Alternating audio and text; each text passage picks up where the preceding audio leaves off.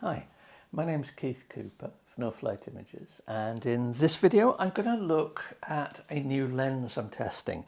Now, it's not very often I get a lens that I go, wow, that's different, that's useful. I do every so often. I'm a commercial architectural photographer, and this is the Laowa 12 to 24mm f5.6 zoom shift lens. Now, it's a shift lens, and I'll show some examples here. This is really just my first look at it. If you've got any questions, let me know.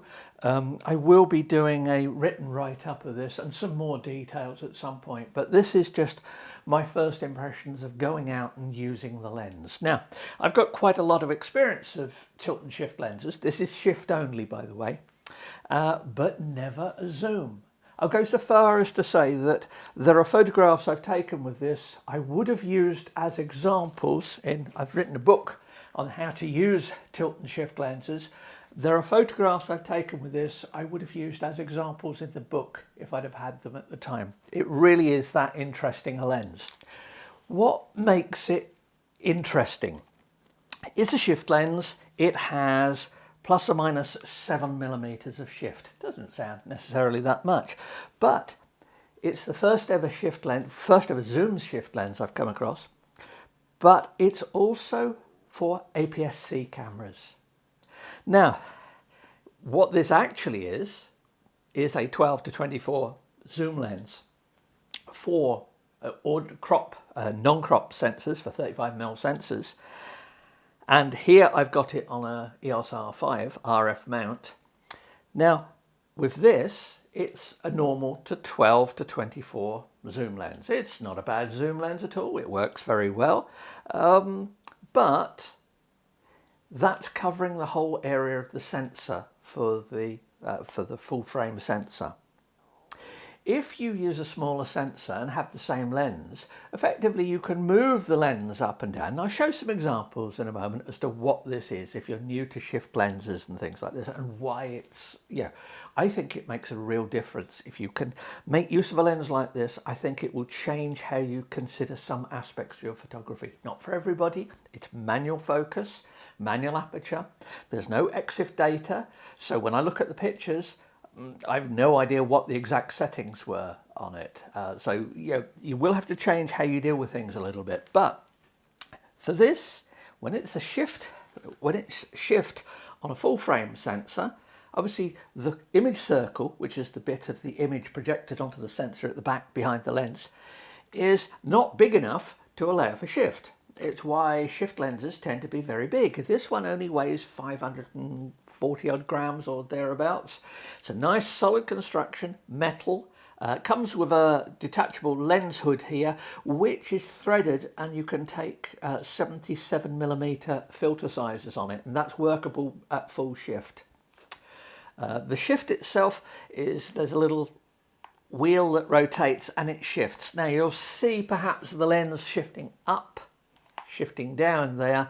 You can change the angle, so you can have left-right shift, up-down shift, diagonal shift. All of these things make a lot of difference. Now, I've got lots of videos looking at how to use this sort of stuff. And so obviously, the book and articles on the No Flight Images website.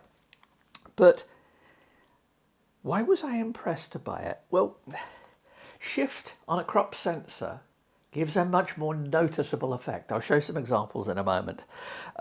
There is no more shift. You've still only got 7mm of shift, but 7mm of shift of a sensor, of a smaller cropped area of a sensor, is a much more proportional amount of shift. So shift is much more obvious.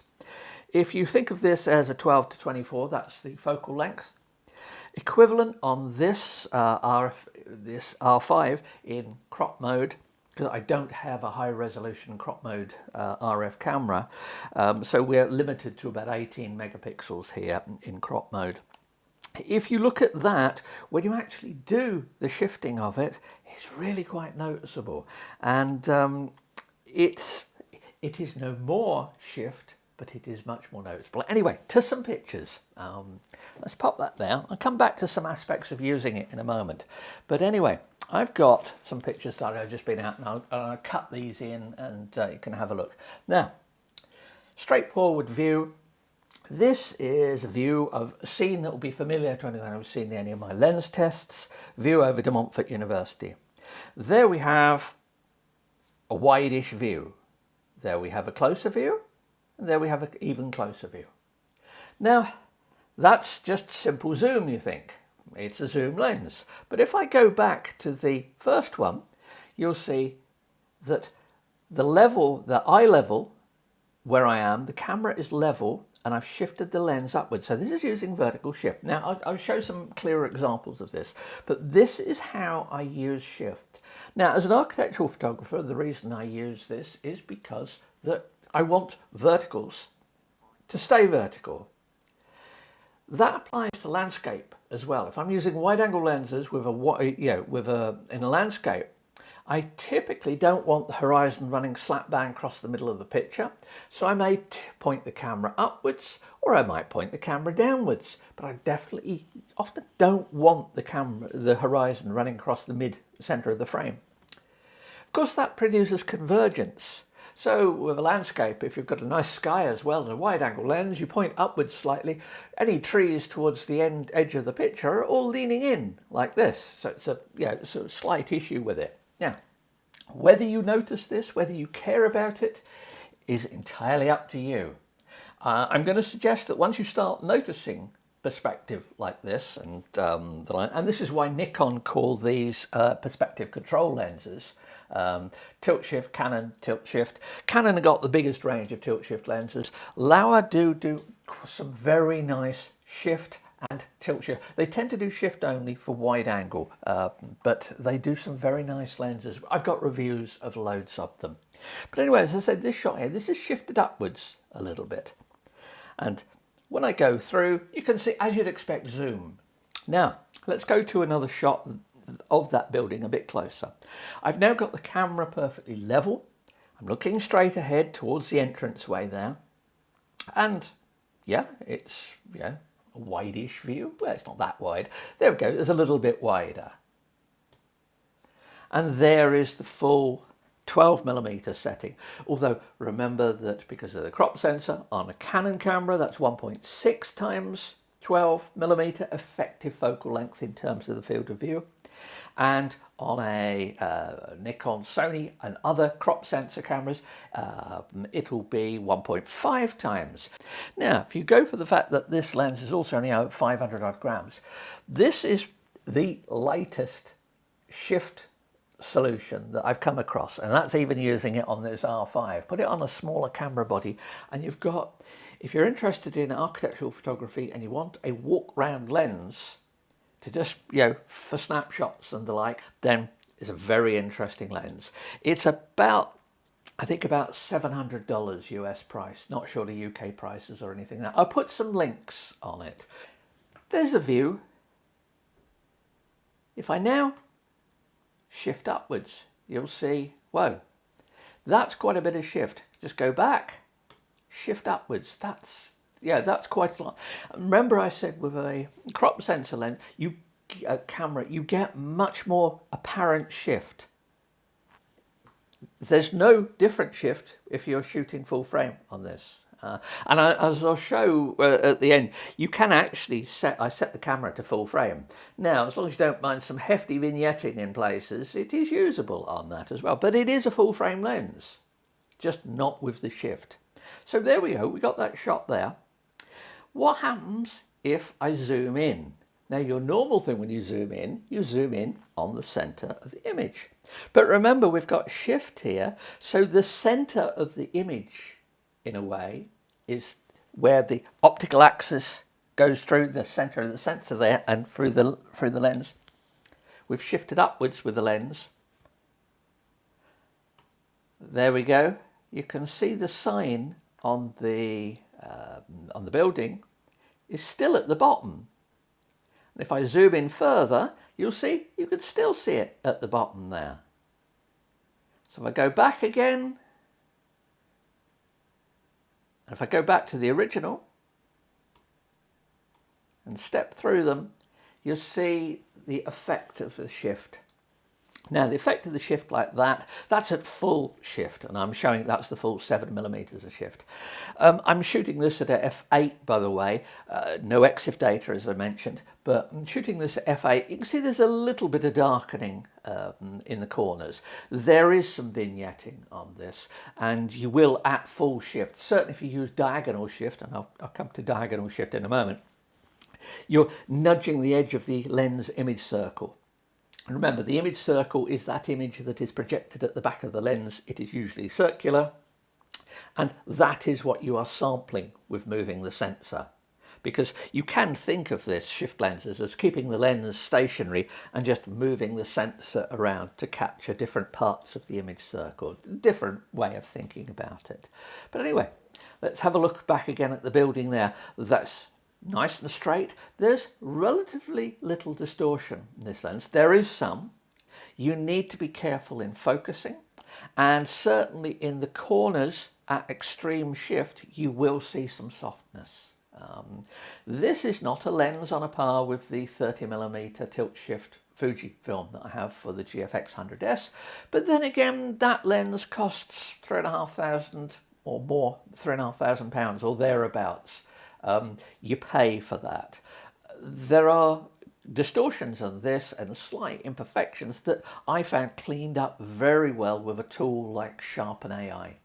One of the smarter sharpening tools handles this sort of stuff very well, and you will get clean enough images. Now, I've looked at these. Yes, they are only 18 megapixel images because I'm using this camera in crop mode, but you know, fair enough. This is not an expensive lens for what it does. I just go back down again. There we go. We go back to the view. The problem of always with the sun behind you. There's the photographer's shadow. Just go back up there just to have a look. See that shift? Don't forget, it's shift up and down, so I can shift down as well. So I've actually got quite a bit of coverage. If you want to shoot panoramics, you can shoot left, right, left, my right, your left, whatever. You can shoot multiple shots and stitch them. It's very easy to do it. Now I'll show an example. This is inside that building. I've just added a bit of shift here just to keep everything, all the verticals true.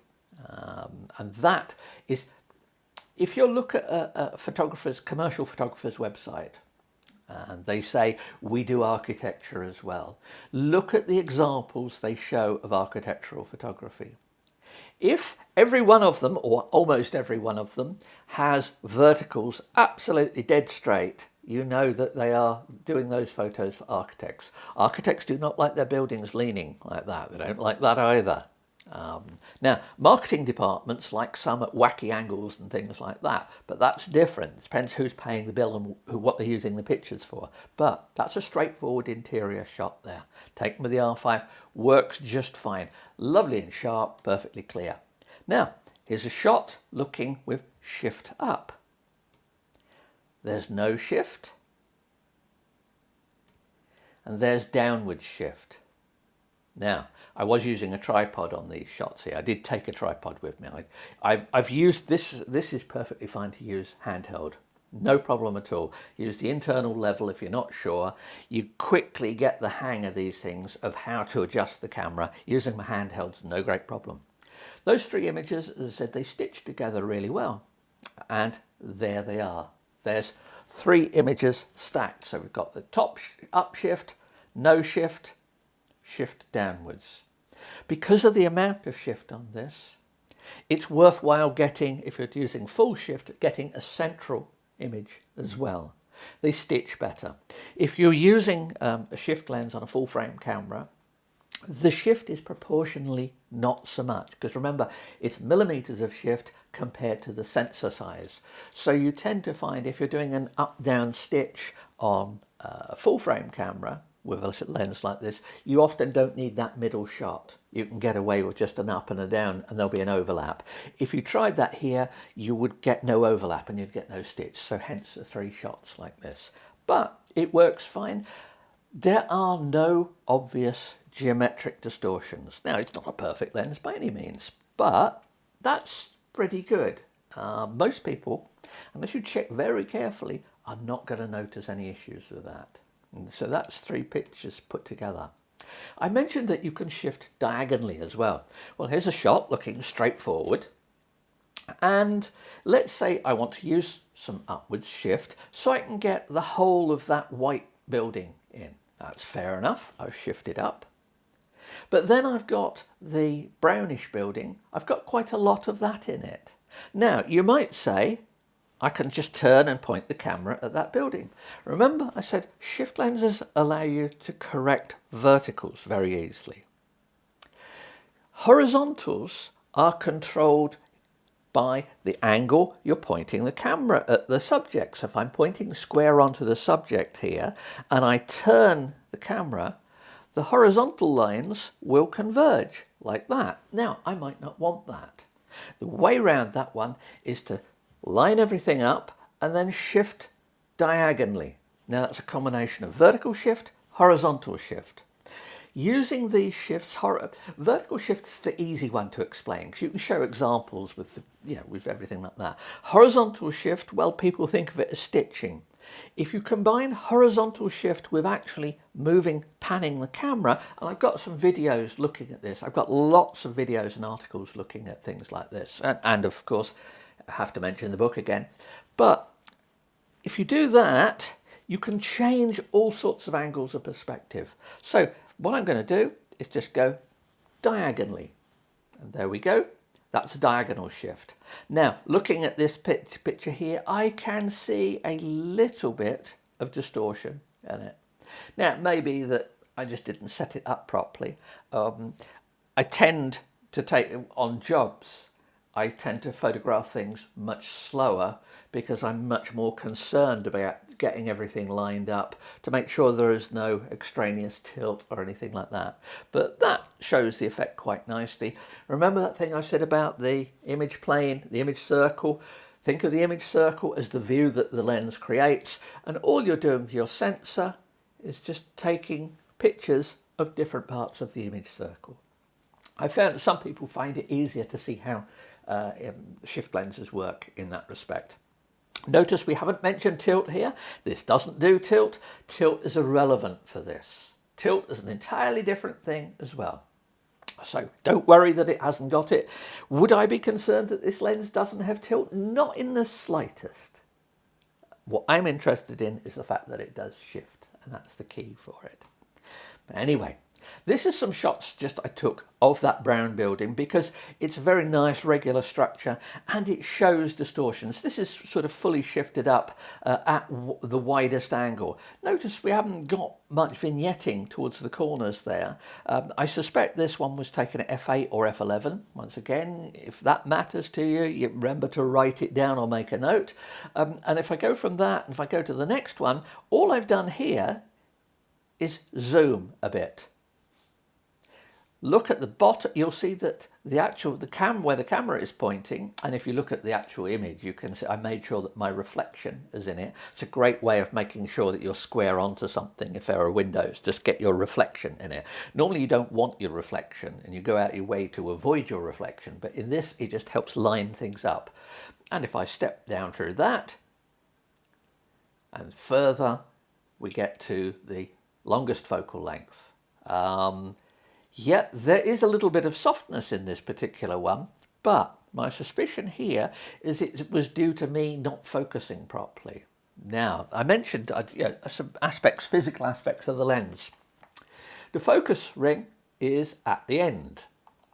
Now, with this particular lens, I noticed that infinity focus is actually slightly off. Now, this is a test example that Laowa have sent me. So, but do check things like this for when you get your lenses. Just don't assume that there is a hard stop that means infinity. Also, these lenses, depending on the temperature, the focal point can drift. Because of the exotic glasses that are used in lenses these days, it's much easier to get focus drift when the temperature changes. Now, something just to be wary of for some lenses, but this particular one here, I got this end ring, which is quite a nice throw. So, well, not quite 90 degree, well, a bit more than 90 degree throw perhaps, but it's not a great throw of it. Most of it covers close up. The next one down was the focal length ring. And this is one of the things. The knurling pattern on these is the same on all of them. So I've got focus, zoom, aperture, and then there's another fourth ring at the bottom, and that is the one which shifts the lens up and down. Now, there is a click stop at 0, which is good. There is a lock, so you can turn off the shift, and there is a little tab you press in that allows you to physically rotate the lens. Remember, there are no electrical connections on here, so you can rotate the lens 360 degrees. You can have shift in any direction you like. In particular, if you want to do a larger area, higher resolution, you can do sort of shift that way, down the corners, and a few others, one in the middle, and you can stitch them together to get a higher resolution image. All sorts of things you can do with this. Yeah, that is a minor gripe of mine, and I noticed it several times. I had to look very carefully that what I was changing. As I say, the zoom is smooth, the aperture has click stops. Goes from 5.6 to 22. 5.6, you're not going to get massive soft field, but I found that if I shot this at f8, it actually gave very reasonable results. f8, f11. You're going to be using that. 5.6, yes, but the vignetting was more obvious with any shift. Certainly if you're using any significant shift, you really want to take this to, say, f11 or something like that. And to say, fortunately, there is a locking point on that. So that's just a bit of physical using it. But in terms of geometric distortion, yeah, there is some, and you will find it if you're being really picky, but it's not at all bad. I would not have a problem with using this. A few more shots just to show. Here we've got another building. This one shifted upwards, wide angle. Yes, you can see the corners are a little darker. This is at f8, full shift is really showing it. Now, I mentioned that you could actually, because of the camera I've got this on, I can shoot full frame on it. Let's see what happens with the shift and full frame. As you can see in the corners, yes, we get a lovely extreme. I've got a 12mm shift lens, which is extreme, but those corners are very dark, and they are actually, that is the edge of the image circle. The corners are, there's no light really getting to those two at the absolute corners. So it depends what you want to do. But of course, with a camera like this, you could put it into a crop mode. You can put it into square crop mode. If I put it into square crop, here we are, 12mm shift, square. That's giving me more megapixels to play with. You do have to be careful of those corners up there. The resolution is going to drop off, but at a push, yeah, it's usable. I would not suggest this as a shift lens for use on non-crop sensors. That's what it's aimed for, but it's doable. I mean, if I got another one here, we can see this one hasn't got the full shift. This is also a full frame shot. And once again, it's dark in the corners, but it's not so bad. I say, I definitely am not recommending this as a full frame shift lens, but merely pointing out that it will work at that. Now, I just went out for a walk down the river and round at De Montfort University, which won't take these. Coming back, here's a shot where I think, yes, it's a nice view. It's one that it's one that I took several years ago for a client, so I know the building quite well. It's the land registry in the UK, here in Leicester, and here I just added a bit of vertical shift just to keep the building from leaning in and keep the trees. It becomes almost second nature once you're used to using lenses like this. And walking back, here's the view. This is full wide. This is at the 12mm setting. I've shifted upwards. You'll see the wall is straight, the sign is straight. And this is one of those ones where this is the difference between using shift to get it in and the second version, which is using just pointing the camera to get the field of view. Now, depending on what you want, you may actually prefer this one. I'm not saying one's better than the other, but that's using a wide lens and shows the problems you could get with wide lenses and verticals. Whereas the other one, that's with shift. So that is why I use a shift lens, for things like that. You do have to think about your composition. It changes all sorts of things. But I have found that having to think about things like that, it becomes almost second nature, and it has made a distinct difference to how I compose images, how I think about composition. Sure, I'll use just an ordinary lens sometimes. I tested a 9mm on this recently. Really nice lens to use, where that you are emphasizing the ultra wide angle. 9mm on full frame scope. This one here, 12mm, remember on crop though, so it's equivalent to, what should we say, 16, 18mm. It's wide-ish. It's not as ultra wide as you'd get if you were using it on that. Anyway, I hope those examples have been of use, and you know, I have to commend Venus Optics, who do the Laowa brand, for actually thinking of making a shift lens for crop sensor cameras. I know lots of people use perfectly good crop sensor. Just because I use medium format and stuff doesn't mean I've got anything against crop sensor cameras. Just I use wide stuff, and one of the things I've always said is that you can't get shift lenses for crop cameras wide enough. Now you can. As I say, if anyone's got any questions, please do let me know. This is very much a lens that, you know, I'm enjoying just playing around with. I'm going to try and do a few more videos explaining some different aspects, the diagonal shift, the changes of perspective by combining panning with left-right shift and diagonal shift as well. The combination of those movements of the camera and of the lens can really change the geometry of images quite a lot. And it's a good enough lens that I wouldn't worry about the quality of it. Now, it's not going to be that for everybody. I can see people who are ultra picky about lens sharpness go, oh, no, don't like those corners. Oh, far too thin. Yeah, well, carry on taking pictures with whatever you want. Getting the picture, looking the way I want, is perhaps more important. Yes, one other thing. Yes, you can do corrections with in software. I really much prefer to see the corrections and the effects of this lens through the viewfinder when I'm taking the picture than having to wait until I get home and see it on a computer. This lets you see the corrections for real. One like this would be great for interiors. I might take this along to some cathedrals somewhere and have a go with it. It's a good lens. Anyway, hope that was of interest. Thanks for watching, and bye.